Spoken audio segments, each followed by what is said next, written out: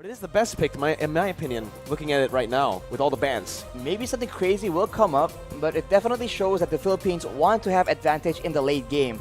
That Leslie and Claude are both very late game heroes, so maybe Indonesia can throw a curveball and pick a very aggressive early game hero instead. But no, it will be the Melissa. It still has a lot of AoE and a lot of potential to push away all these heroes that can pose a threat to the roster, at least the backline of Indonesia. So a very counter-smart approach as well. But finally, Philippines are going to round out their team composition. It's going to be Lapu Lapu. Will it be the signature as well? You got to do it, man. You got to do it, man. Do it. Come on. Philippines hovering over the signature pick. The M3 Blacklist International skin. But they will just hover over the Matilda. They decided to go for the Matilda, maybe for game number 1 here. Maybe they're saving the best for last, Arashi. But I can't believe there's already a good show from the Philippines, showing that even as a shadow pick, it got us all hyped. It got the viewers all hyped as well, 100%. Team Indonesia with that Melissa pick, though, will have a bit of that disengage potential and a little bit of pressure, actually, in that gold lane. It is a winning lane for the Melissa in a straight-up 1v1. And now they are going to have to pick either a roamer or a jungler, depending on where the Kaja is going to go. They require some kind of crowd control, man. They have a lot of ways to actually facilitate their fights, but when it comes to forcing the Philippines into their own game, into fights that they want to take, it's going to be a bit difficult without any secure, and it will be the Gusion picked up. Hang on here. Let's take a very close look at the battle spells, because that will tell a very interesting story. Okay, all right. It is going to be the Kaja in the roam, as we mentioned before. The flex potential for the Kaja. We've seen it in the mid lane yesterday. Now we're seeing it in the roam position with the Gusion in the jungle. Wow. Based on both of the drafts, Philippines with a bit of both. The land of dawn for Team Philippines versus Indonesia on the opening match of day number 2. We're going to dive straight into the land of dawn, ladies and gentlemen, for Indonesia versus Philippines. Wow, honestly, the early game is going to be so important here, because at any moment, right, any one of these teams, they can actually get an advantage, and if they do, both Indonesia and Philippines are notorious for taking that kind of lead and actually using it as efficiently as possible and punishing every single mistake. And if they do that, they can set the tone for the mid to late game all the way since as early as the 2nd or 3rd minute. You can see in the start here, both teams wanting to go for just a normal start, not really going for anything too aggressive early on. They both just want to clear their camps, get to a point where they can finally actually deal out some damage, the burst, and obviously use those power spikes well. Here, Arashi, with the pathing of both of the junglers, it does feel like they want to play towards the side laners a little bit early as well. We've also seen many times that Del Rosario on the utility junglers really likes to go and clear that gold lane to help the Beatrix out. Well, the early game, it's going to be so much pressure, so many things for the roamers to do, right? Because in the early game, it's always about how the roamers can facilitate. Will they move towards the gold lane? Will they move towards the mid lane? You know, once you get one of your laners ahead, that will allow you to use that lane as the basis to make plays happen. Well, here it is, objective secure for Team Philippines. And now they're going to look, again, just to play it calmly, play it efficiently. And that's exactly what they need to do. They do not need to go for anything too aggressive here when they have the lead.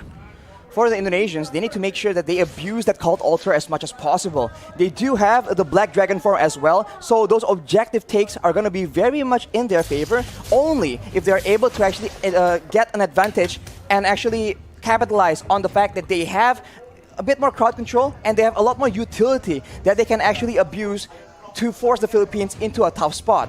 But of course, if they do go too aggressively, there is a Lapu Lapu, there is a Valentina, so a lot of counter-engage potential from the side of the Philippines. Well, here it is, another engage coming in, and that's going to be Dreams taken really low. First blood over to Philippines as they're looking for more. That's the IMU doing work, stealing away to the Divine Judgment and picking up another for Imam in the mid lane. That is what you have to be aware of, man. If you don't want to deal with the engage, you can engage on the engager, and that is exactly what the Philippines have done. They take out Dreams, and they hunt for stragglers afterwards. They have the tempo in the game right now, and if you look at the side lanes, that is where the action will start building up. Because with pressure in all the lanes from the Philippines, they're going to try and cut into the jungle and cut off members of Indonesia from their own backup. I just really like how Soriano is taking this lane, is approaching this lane, this matchup, right? Up against the Melissa, he knows exactly that he is going to lose out if he goes for these trades, if he goes for these 1v1 duels. So what he does is he swaps over to the Bennett just to clear out the waves, rotates over to help this team, and simultaneously gets even more gold because they're trying their best to actually funnel as much towards Soriano.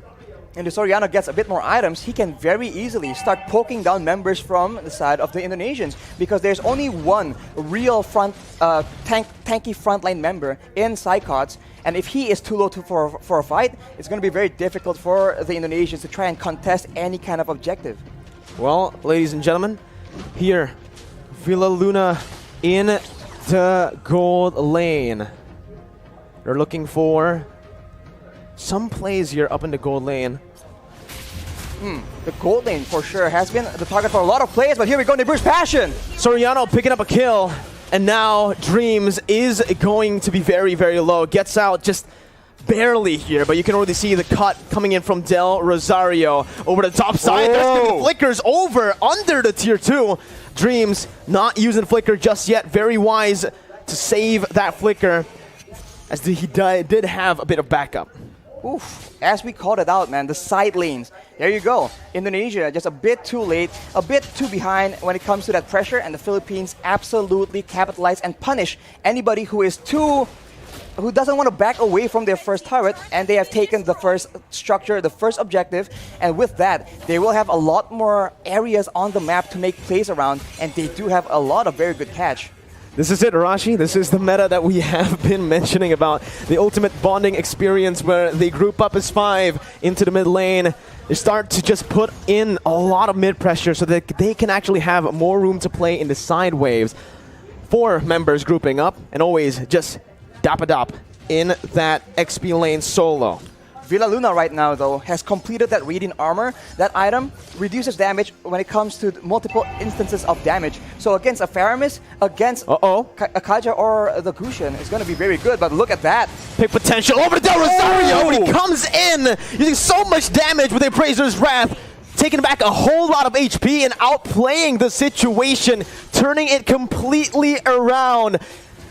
It's looking bad for Indonesia, as that's going to be the 3rd turtle over to Philippines with no trades on the board, no turrets, no kills so far. They put a trigger on that play with the objective to try and force the Philippines' hand, but instead the Philippines has all the answers. A tanky front line, 2 tanky front lines in fact, and a lot of utility to ensure that their member stays alive, and afterwards they can just chase and take out members of Indonesia one by one, and even then, they go for the pressure, and it seems like the Indonesians, they have to try and make a huge play happen, or a massive pickoff, but it's going to be very difficult because the positioning from the Philippines is way too good. The setup, the positioning, and the trigger instantly onto Psychots, picking him up, baiting Indonesia over to that bottom side to pick up a free turret and 2 free kills in the process. It does feel like so far in this game, the Philippines are a step, maybe even 2 steps ahead of Team Indonesia, as Dream's going to get knocked up. Imam looking for that follow-up, just to zone Indonesia away from the tier 2 as they look to start sieging down on every single turret. The damage difference right now from both teams is just so difficult to deal with. We mentioned how there's only one real frontline on the side of Indonesia, and look at what happens to him in a big fight. He gets taken out. The cult altar is so non-existent. The Philippines are able to just burst through it and go on with their day. Soriano right now with the Malefic Roar completed. That is a lot of penetration on top of the already insane amount of damage and burst that the Beaches can bring to the table. This is what Philippines loves to do when they're ahead, right? They use the distraction that is Dapadop, who's practically currently unkillable on that Lapu-Lapu. They use him as a distraction in the side lane, solo, picking up a turret. Meanwhile, they set up on the other side. Usually, they like to play on the opposite side and use the conceal to catch the enemies off guard. But there, you can see, again, a curveball thrown over to Indonesia, or maybe Indonesia have done their research onto how Philippines likes to play with the lead. They take another step ahead, and they think 2 steps ahead of Indonesia. Right now, again, it's going to be Divine Judgment coming in, but it's all onto the frontliners with a lot of the resources burnt out. It's going to be Cyclops who jumps in and finishes off Soriano in the back lines, splitting Philippines in 2. Imam now flickering out, getting to safety, but all that was for the Lord. It's a 2-for-1 in the end. 2 kills over to Indonesia for a Lord take. Arashi, who's it worth for? Oof, I think considering the fact that the Philippines are so ahead and they are focusing now more than ever on taking all those structures away from Indonesia, I think the Lord will be very, very beneficial. Unfortunately, they lose their gold leaner as well, which is not ideal. But if you take a look at the items right here, he is on 7,300 gold. As you mentioned, BOD and straight to a Malefic Roar, ensuring that anyone getting caught in his ultimates will get absolutely decimated. What's another thing that I want to mention is the fact that the 2 kills that Indonesia picked up earlier was onto 2 members with no bounty. There was no shutdown there. So even though Indonesia were able to find some kills, it was just normal gold. It wasn't the added gold that we usually see. And they get the Lord for that. So if it was a shutdown, I would actually say that Indonesia definitely came out on top in terms of value. But here, Taz might actually be caught, forced to use that ultimate defensively to get out. And everyone is from the Philippines is available because the death timers are very, very short, and they're going for a siege here where Indonesia don't have a lot of tools to try and counter the poke damage. Slowly but surely, the Philippines is chipping away at the structures and at the EHP bars of the Indonesian players. It's a good defense by Indonesia. They're able to minimize their losses here, only losing that tier 2 in the mid lane for now. But Brands is going to be zoned away from that mid lane. Philippines looking for that, but look at Psychots with the Petrify. He's able to find 2 on the flanks. Psychots absolutely massive as his engage has started a war that Indonesia can finally win here in this game. 3-for-0 trade as Indonesia look to climb, to crawl themselves back in this game. Blink and you'll miss it. An engage that gave way for Indonesia to take 3 kills for a trade of none. And along with that, Taz is able to secure the purple buff from the side of the Philippines as well. So now they have a momentum. They have recovered a bit of that gold difference. Only 2K right now. But the Philippines, they are still in the lead, and they are no stranger to these late game situations. Dreams opening up the map just a bit. Going to be chunked down by Del Rosario, but he is going to be able to back off without having anything taken away. Honestly, looking at it right now, Rashi, Indonesia, their main win condition, we thought it would be Brands on that Melissa. We thought it was going to be the Gushin on the hands of Taz, but it's actually Psychots, the man that has been doubted so many times by everyone. By the public. I mean, this man has had a very lackluster season in his last performance. That was a performance in the last season, actually, rather. But here, knowing that Indonesia are relying very, very heavily on a very reliable engage. His Yuzong has been critical, but after 2 engages, will Philippines fall for the same trick twice? Divine Judgment over to Dreams. That's going to be the frontliner taken out. That's going to be that. Oh my god, so much damage onto the Lapu. Unfortunately, won't be enough though. And now Indonesia, they're actually backing away, and it will be waiting for the Lord take. And Philippines, they are so good at the Lord dance. Going back and forth, waiting for their opponents to make a mistake, and with such a long range basic attack on their Beatrix, they can do better. That's what they were waiting for. The Black Dragon form now baited out. Psychots with a Petrify onto Soriano, who's forced to flicker out, but Psychots jumps in. 1v4, soaking in all the damage and sustaining back up. Dapadop gonna be taken down by Brands, and that's another kill over to Indonesia, who were able to play with the death timers of Dreams really well, with him now respawning. They've taken back the lead if they actually can secure the Lord, which they should be able to. Free Lord over to Indonesia. They're not stopping just yet though. Concealed play from Indonesia. They back off. Back up for now, as the orange buff will be contested as well. So the Philippines are now on the back foot. And if you look at the composition, in a way, right, in the big team fights, there's a lot more DPS and utility available in the hands of the Indonesians. After that play, they go for the purple buff as well, and the Philippines have a huge problem on their hands. The Black Dragon form lasts for way too long. The Guiding Wind was used to try and buy some make some distance, buy some more time, but it was not enough. The Philippines must come up with a different solution, a different answer. A momentum shift in the 13th minute of the game. And now it's Philippines who have their backs against the wall with the Enhanced Lord marching in that top lane. Evo's legends here, Team Indonesia, are going to look to try to siege them down. Psychots once again with a Black Dragon form as Del Rosario tries his best to keep Psychots at bay. The damage comes through once again for the siege to take place, but that's going to be Dapadap who jumps in with the Bravest Fighter. But it's going to be a good disengage from Indonesia, backing off knowing that they have found some value. They've taken every single tier 2 except for the bottom lane. And look at how Psychos is playing around with his Petrify, man. He goes in for the Black Dragon form, but he doesn't always use that Petrify. And when you think about it, the Petrify is what makes these engages so dangerous. It guarantees the Furious Dive knockup, and that is what allows Indonesia to just be a lot more elusive. And as we talked about it earlier, this is what is so dangerous. They can feint around, act like they're about to engage a fight, and then back away. The Philippines need to identify the right moment and then adjust accordingly. Do they want to go and fight after the Black Dragon form is down, or do they want to just stall? Villaluna with that circling eagle over the branch, but it's going to be baited in with the cold ulcer placed as well. Soriano targeted by the flanks, and that's going to be Taz who picks up the Beatrix. Soriano taken down, Brands in the midst of it all, still life stealing with his fire! Bro! It's massive!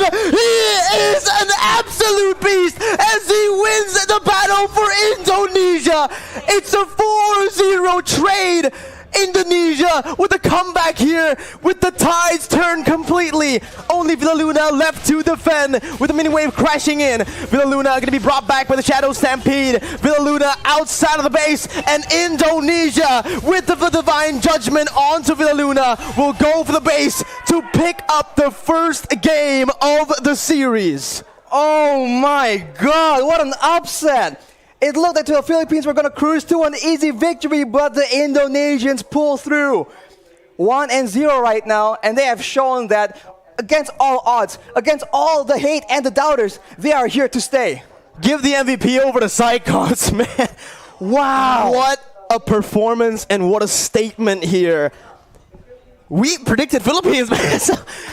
Wow. Oh my goodness gracious. The Caster Curse strikes again. Caster Curse strikes again. You can never make a right prediction. It just does not work for the Indonesians. That is the late game that the Indonesians have been hedging their bets on, and it completely paid off. Match MVP Brands from Indonesia on that Melissa. Very patient, very consistent. Every time, any game where he is behind, he will find a way to stay relevant, and we see it yet again. You can't take them lightly, this new revamped EVO's team for Indonesia. Look at his items, only the Hunter Strike for a bit of damage, a bit of utility, and then afterwards it's all defensive because that is his main role. We were concerned because of it, but in a way they made it work. Only one front line, it doesn't matter because the back line from the Philippines is not safe either. Look at Taz with the full inventory slot. One more item to go actually.